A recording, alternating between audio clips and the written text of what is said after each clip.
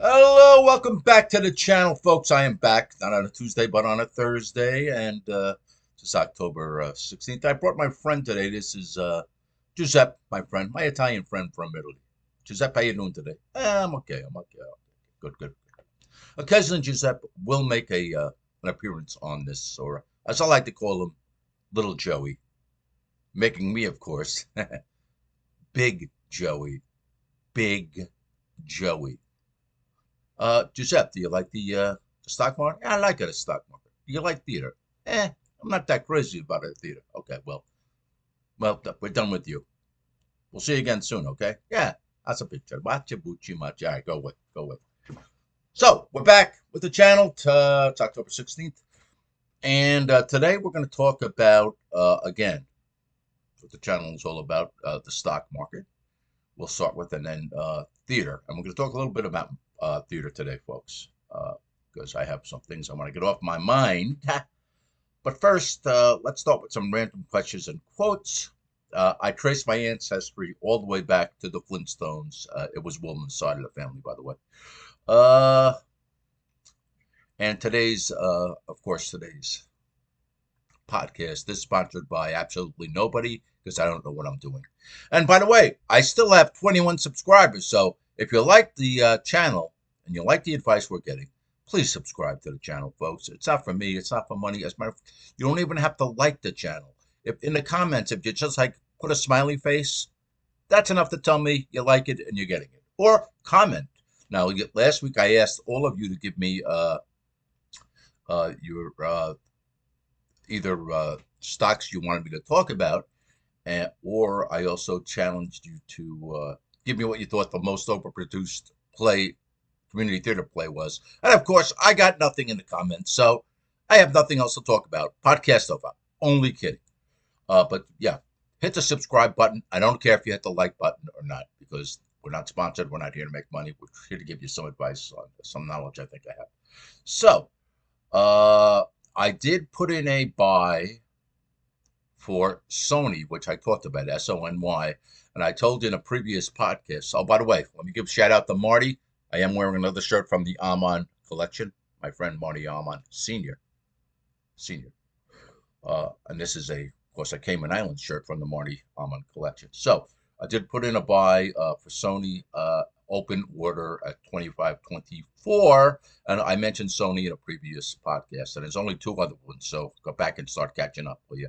And the reason I told you I was buying Sony is because I went out and I went to ChatGPT and I asked, what of all the money managers, give me the top 10 money managers and give me the cheapest stock that they recommend, and it turned out to be Sony. Strictly because I like buying cheaper stocks. As you have, I don't want to repeat myself. You have to catch up on the other podcasts to know what I'm talking about. Okay, so I did put that buy in. As of yet, I've not got it. I'm not chasing it. If I don't buy it, fine. Uh, and also, we want to cover some other things. So I want to read you a little bit excerpts from my book. Uh, uh, I'm a little tired, folks. I can't remember the name of my book, but I wrote a book on investing, stock investing for the novice. Okay, it's available on Amazon. But here's just a little preface. This is called an excerpt called "The Big Casino." And as I mentioned before, I had a career on Wall Street concurrent with writing plays. So before I became a stockbroker, sometime in the early 80s, I asked a Wall Street friend of mine if he would like to go to Atlantic City to gamble one weekend. Why should I, was the reply. I already work at the biggest casino in the world, the stock market. Early in my career, an older broker gave me this bit of unsolicited advice. What the stock market is, Joe, is the greater fool theory. I found advice to be invaluable and it always stayed in the back of my mind. The greater fool theory applies to any investment and basically it implies that when you purchase something at a certain price, you are in need of a greater fool who is willing to buy it from you at an even greater price. And that's real estate, a house. Certainly applies to the stock market, the greater fool theory. I'm buying it at this price now. Some jerk, please come and buy it from you at a higher price so I can make money. Works in reverse too. And this is my just to impress your friends, Wall Street cliches and their meanings. The trend is your friend. Whichever way a stock is heading, the trend is probably the way it will continue, the head. So pay attention to it. By the way, these are just Wall Street sayings. They mean nothing, but I just thought they're kind of colorful. Don't fight the tape. Basically the same meaning as the trend is your friend. In this case, the price action of the stock either up or down. The tape being the old ticker tape that those of you old enough to remember the Addams Family on television, Gomez used to read the ticker tape to keep track of the stocks. Don't fight the Fed. Never go against the Federal Reserve's monetary policy. Bulls and bears make money. Pigs get slaughtered. Don't be greedy. Take a profit when you can, or you may wind up taking a loss. The market seldom accommodates you. Just when you think you have things figured out, it will go against you. Don't catch falling knives. In a violent downswing in prices, don't be a hero and try to guess where the bottom is. You can scale in, as I do, so you can buy a little bit as the market's falling, because you're never going to catch the absolute top or the bottom, folks. Buy when there's blood running in the streets. In direct contrast to the previous cliche, start buying when things look the bleakest. The crash of insert your own year from the following 1929, 1987, 2001, 2008, 2020 killed more people than insert one of the following or come up with your own unique pun. The Black Plague, World War II, Noah's flood. You know. Here's a good one. Him that sells what isn't hism winds up broke or goes to prison. In essence, never short a stock, folks. A rising tide lifts all boats. Even lousy stocks can go up in a strong bull market. That's a lesson, but that is again why I like to buy low price stocks. So how we doing with the portfolio? Well, as I told you, I originally bought Plug Power PLUG at $1.25, something ridiculous. The stock hit 450 or 455 last week, and I did sell some of my position. I do have a buy-in around. Don't forget, I've made a lot of money already on this stock. So I want to buy that little back around 3 and change.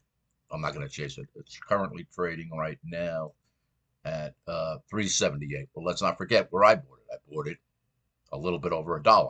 So, same thing with Jumia. Let's see what that's trading. Jumia, I paid 3 and change. And Jumia is at 12.23. Again, I'm not telling you to buy them at these prices. I bought them right. What I'm trying to teach you is buy them right. If they pull back, buy them, and you don't have to worry, and you can trade them. So why don't you give me another low price stock, Joe? Well, I haven't found any yet, okay? I'm a busy guy. I'm writing plays. I got a theater here. When I get around to it, I'll let you know. But anyway, I will, like I said, I'm buying Plug Power on pullbacks, okay? I'm going to keep trading it. How's the rest of the stuff? Well, those are the main two that, you can trade. The other ones, Rig is doing pretty good. And so I told you I bought Platinum, and that's doing okay. Again, you have stocks you want me to look at? Put it in the comments.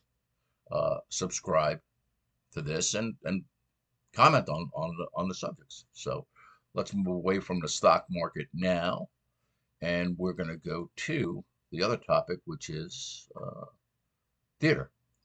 And I did want to read to you something. Let me just pause this for a second. I'll be right back with you. Don't go anywhere. And I'm back.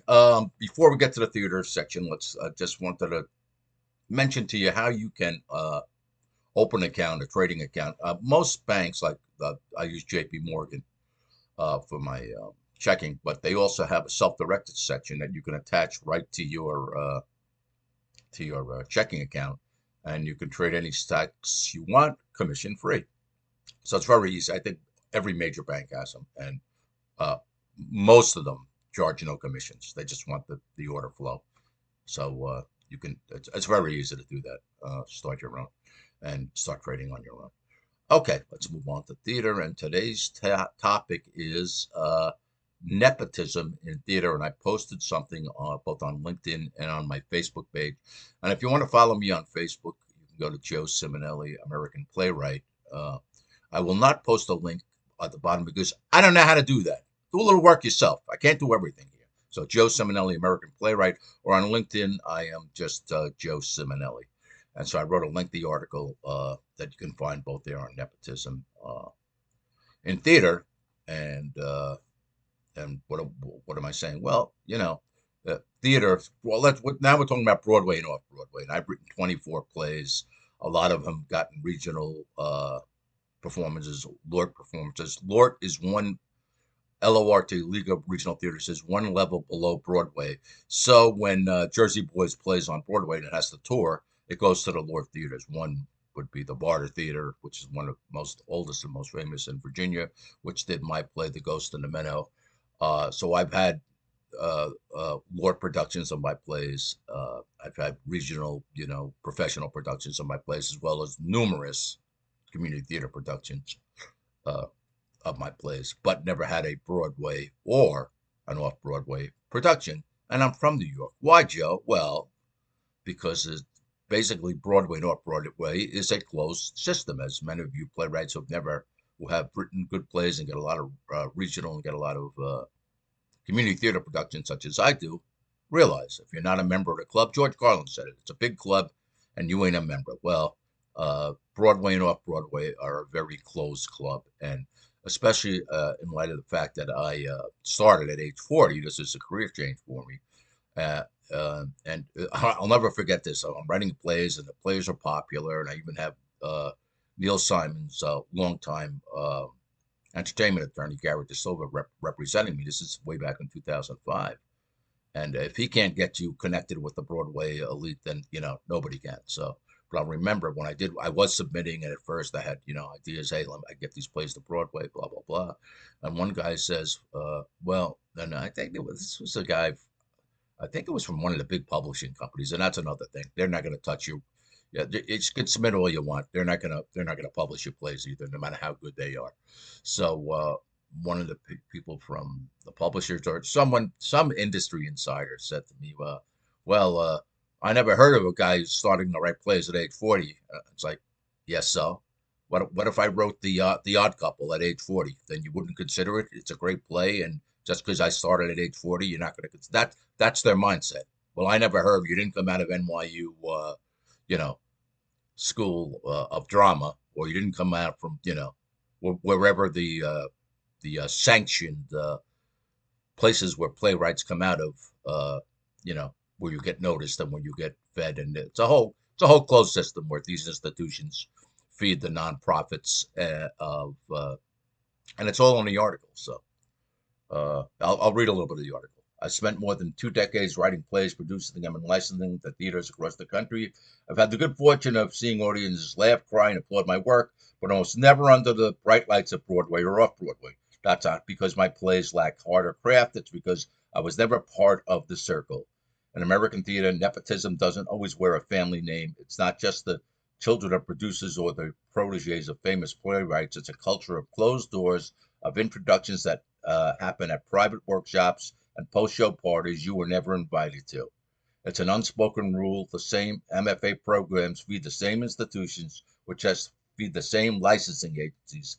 Everyone praises new voices, but most of those new voices come from the same echo chamber. And the article goes on about what we can do. So, you playwrights out there who never get to Broadway but have good stuff.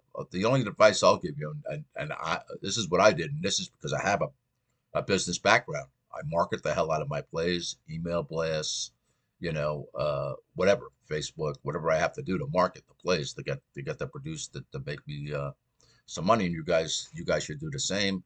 And Lori the Muse, who runs a theater, says she's seeing more submissions by people who are independent playwrights and could not get published by Concord or and the play publishing companies. I was fortunate enough to get 3 plays, including Men of Dogs, my flagship play, published with Concord. But then it was a regime change, and even though they published 3 of my plays back in 2005, 6, 7, they would not publish any more of my plays. I've written 20 since then, 20 plus since then. Again, one, The Ghost in the Meadow, got done at the Barter, which is part of that criteria. You need a professional production and X amount. I met all the criteria and still zilch. So, it is what it is. I did get 6 plays published with Miracle or 2 Publishing or licensing, and they're good guys, and they're smaller and they're independent. And I think that's the way you have to go. And besides, Concord has bought up every other major licensing company. So they're right now they're a big monopoly. And uh, by the way, their royalty prices are skyrocketing even for amateur productions. So uh, for instance, Dramatists play, which used to be independent, just got bought by Concord. Their royalties are now 150 plus for amateur community theaters. It's a little pricey. Concord, I think's lowest price, they range from the low of $110 to up, for a Neil title, 130, 140, depending on the title. So they're not exactly cheap, and they're giving a lot of their amateur rights to dramatists anyway, so you're going to wind up paying the 150 or 160, even if it was formerly a Sam French title or a Concord title. They're punting them all to dramatists because I think they're focusing on the big Broadway musicals or just on professional productions. I am offering on my titles a discount on my non-published titles, including Half Baked, which is a very popular title. Wake Me at Midnight. There's a bunch of them. The Ghost of the Meadow, if you want something for Halloween. I'm offering a special royalty rate of $100 per performance only for amateur theaters and only until next June. You have to license before that. And so if you want to do a popular comedy or a play or a drama, go to my website, joesimonelli.net. There's a bunch of titles that aren't published. It excludes the titles that were just published with Miracle or Two, but they're pretty reasonable in their royalty rates. They're probably going to charge only $100 if you go through them. And they have The Spirit of A Manor, my new stage thriller, A Christmas Tale, which is very popular, With This Ring, which is a very popular Valentine's piece. They have also Old Ringers, a very popular comedy. They have 6 titles. Just go to miracleor2licensing.com and you'll see that their titles. Concord has Men Are Dogs, Dying for Theater in Heaven Help Me. So those titles are excluded, but there are plenty of popular titles that aren't. They're part of the offer. Wake Me at Midnight. It's another popular one. Okay. Just go to, again, the website, joesimonelli.net. If you're in the Cape Coral, Florida area, we do have a theater called the Cape Cafe. It's a dessert theater, and we do one of my plays. Right now, we're doing The Spirit of Bay Manor, my stage thriller. You get coffee and dessert complimentary, folks, and the play. So that's CapeCafeTheater.com if you're in the Cape Coral area. And my plays get done all over the country. So if you're interested in where they're currently playing in your area, just go to my website, joesimonelli.net, and check that page. Okay. So as I was saying to all you playwrights out there who aren't on Broadway or lesser known but have good plays, marketing is the key. Also, what's stopping you from self-producing? I did it all the time. I did it in New York City. I did it on Staten Island. I did it in New Jersey. I am now doing it in Florida. Well, I don't have the money to do that. Yeah, you don't need the money. You go to a church. Say, I got this popular play. How about we do a door deal? Whatever comes in the door, I get 50% and you get 50%. If the venue is empty, what do they care? It doesn't have to be a church. It could be a club that has a small stage.